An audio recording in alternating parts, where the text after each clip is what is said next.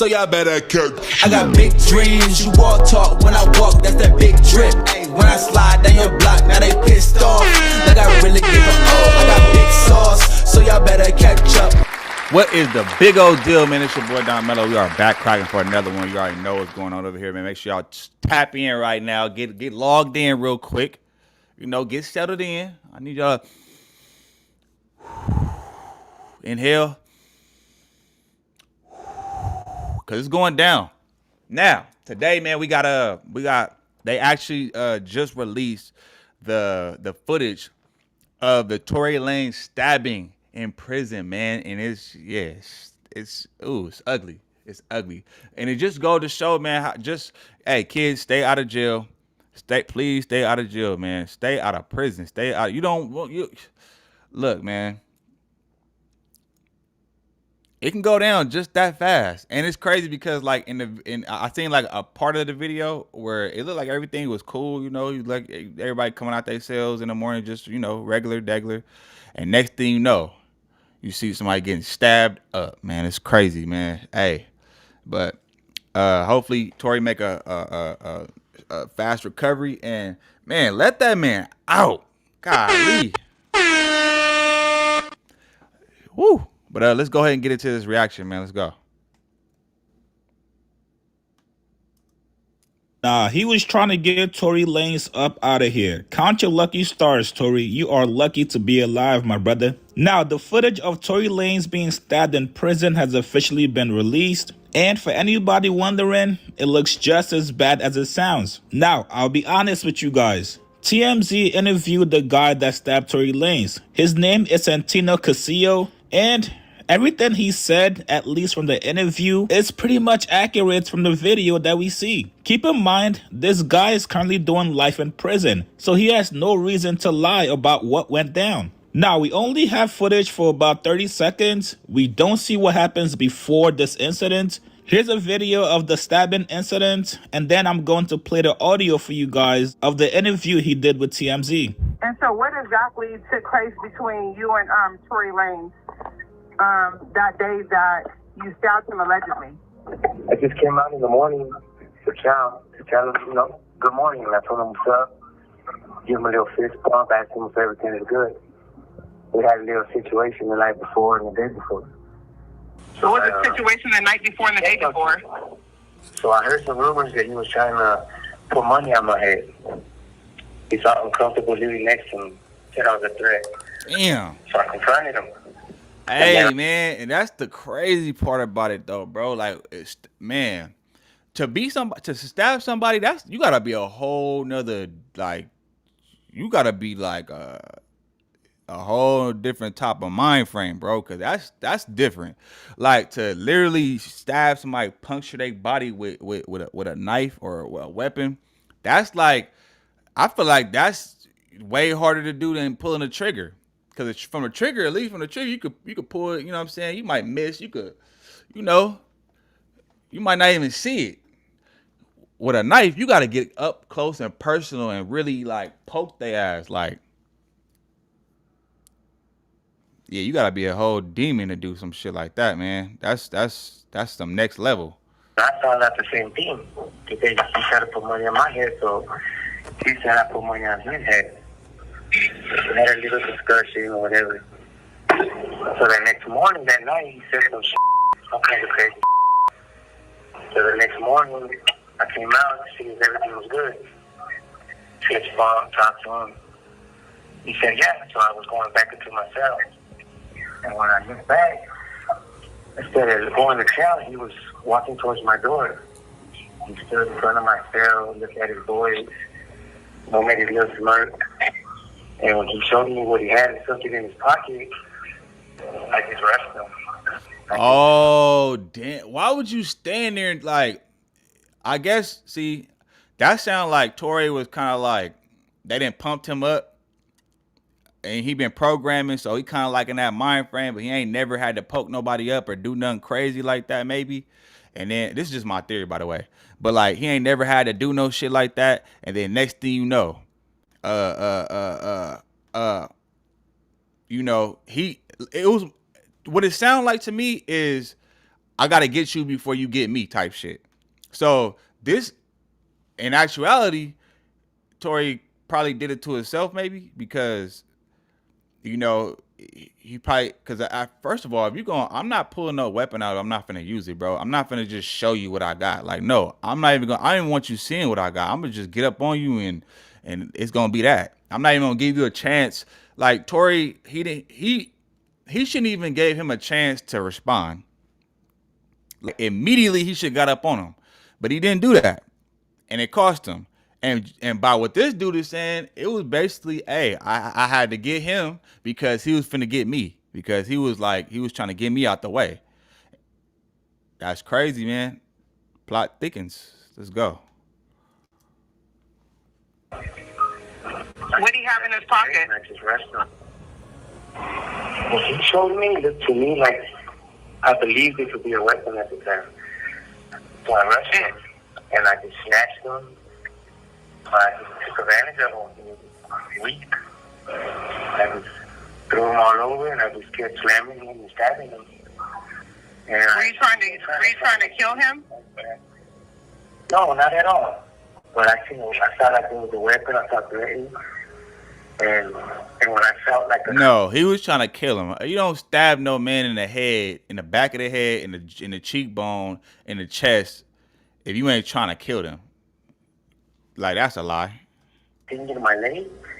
I felt like, oh shit. And he could be trying to spin it. He could be trying to spin it so that way it don't start no riot or whatever. I don't know how it work in the jail, man. I only know from what people tell me. So yeah, man. So I moved back and I kept stabbing more, and I seen that he threw something. So I was like, what the f*** is that? So I just kept going. After he was yelling, help, screaming, please help me. I just kicked him once and I tried to protection. I said, like, look at me. And then I just let him go. Like, I was just saying, like, man, you trying to kill me? Where were you guys like? I know why, but why would he pick you out of all people to want to put money on your head? What was the beef exactly about? It was really no beef. He just talked a lot. And I had confronted him a while back about always saying certain around me. Like, I'll take a fade, I'll knife up, I'll put a in his place. And to me, I feel like the second, third time hearing that in a conversation, I was like, man, what you trying to say? So I approached. See, that's what I'm saying. They didn't gas Tory up, got him thinking because I highly doubt Tory ever had to, stab somebody up or shoot at somebody, any of that type of stuff. And it's like, one thing I heard about prison, bro, and jail period, especially prison,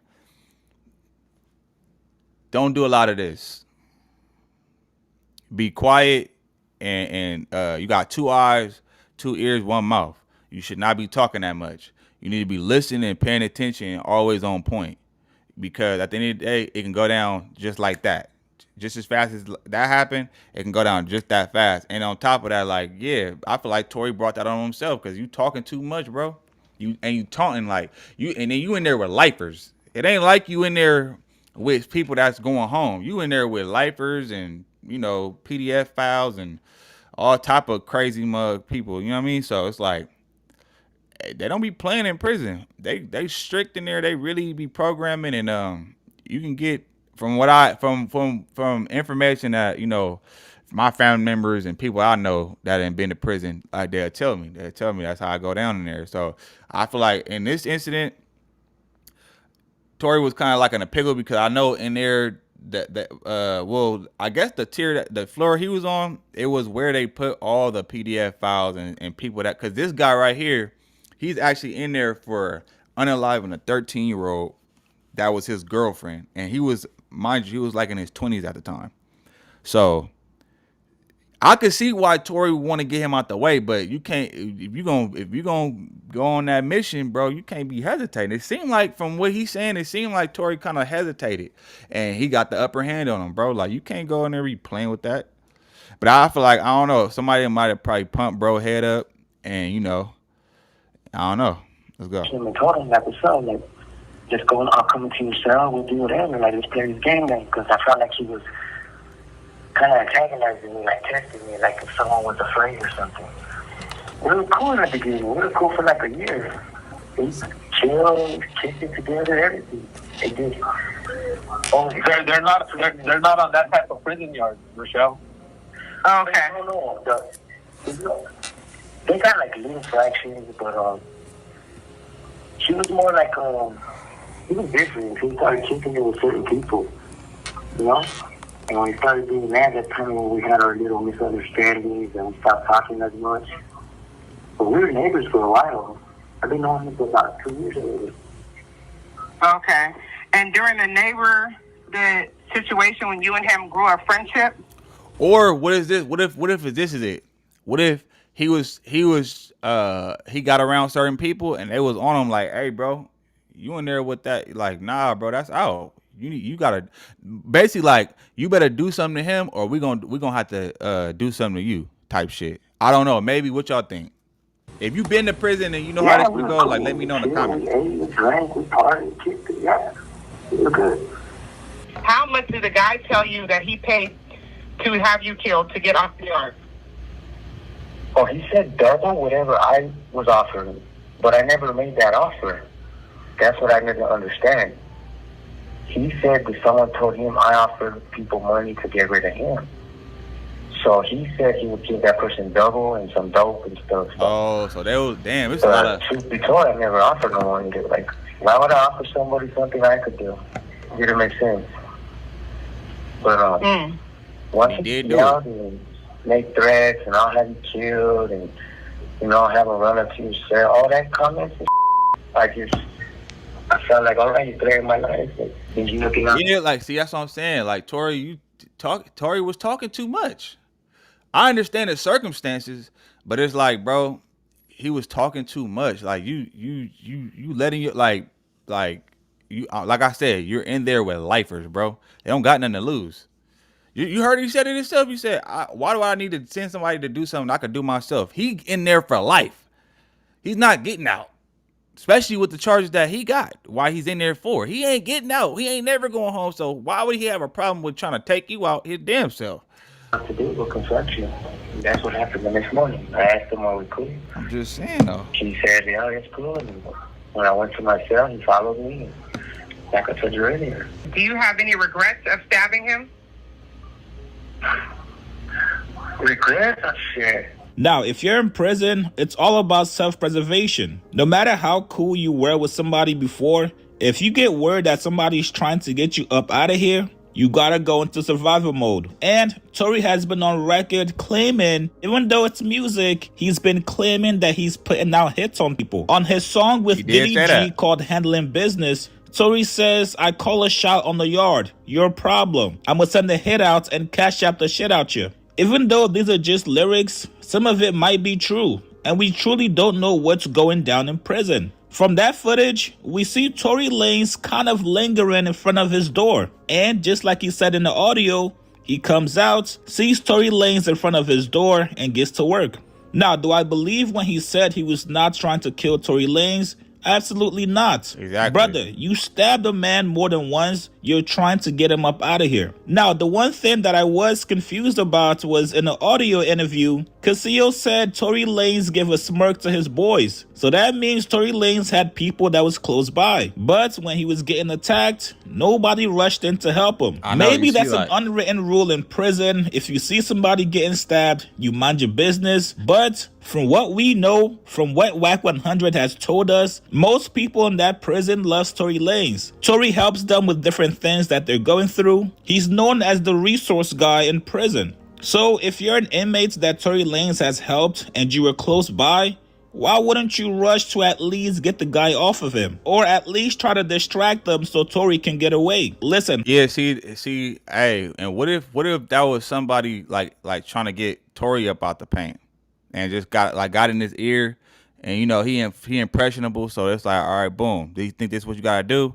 And then I don't know. That's tricky. That sounds crazy to me though. But anyways, man, y'all be cool, man. I'm gonna get at y'all on the next one. Make sure you like this video too if you come across this video, man. Subscribe to the channel. We're on the road to 3,000. Man, let's go.